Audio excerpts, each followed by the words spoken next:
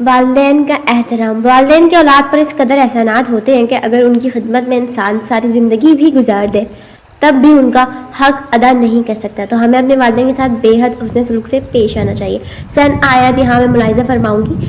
سورہ بنی اسرائیل آیت نمبر 17 سے 23، اس کا ترجمہ یہ ہے: اور آپ کے رب نے حکم دیا کہ اللہ تعالیٰ کے سوا کسی کی بندگی نہ کرو اور والدین کے ساتھ حسن سلوک کرو.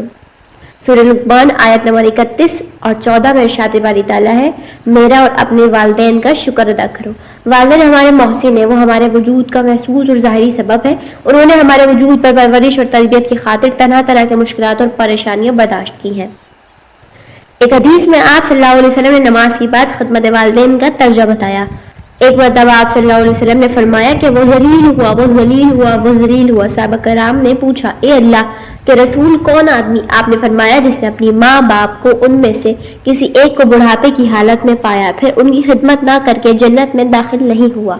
ایک موقع پر آپ صلی اللہ علیہ وسلم نے خدمت والدین کو جہاد جیسی عظیم عبادت پر بھی ترجیح دی. ایک صحابی نے آپ کی خدمت میں حاضر ہو کر جہاد میں شرکت کی اجازت طلب کی. آپ نے پوچھا: تمہارے والدین زندہ ہیں؟ اس نے کہا: جی ہاں. آپ نے ارشاد فرمایا: جاؤ ان کی خدمت کرتے رہو، یہی تمہارے لیے جہاد ہے. والدین اگر غیر مسلم ہو تب بھی ان کے حقوق کی ادائیگی میں کمی نہیں آنی چاہیے. قرآن کریم میں ارشاد ہے کہ امور دین میں ان کی اطاعت نہ کی جائے، البتہ دنیاوی معاملات میں ان کے ساتھ حسن سلوک کیا جائے اور ان کو دین اسلام کی دعوت دیتی جائے رہے. یہی ان کی بہت بڑی خدمت ہے. قرآن و حدیث میں والدین کے ساتھ حسن سلوک کی جو تاکید آئی ہے اس کا خلاصہ مندرجہ ذیل نکات میں پیش کیا جا سکتا ہے. والدین کا ادب و احترام کیا جائے، دل و جان سے ان کی خدمت کی جائے، ہمیشہ ان کا شکر گزار رہا جائے، ان کی محبت کو باعث سعادت سمجھا جائے، ان کے ساتھ عاجزی انکساری سے پیش آیا جائے، ہر جائز کام میں ان کی اطاعت کی جائے.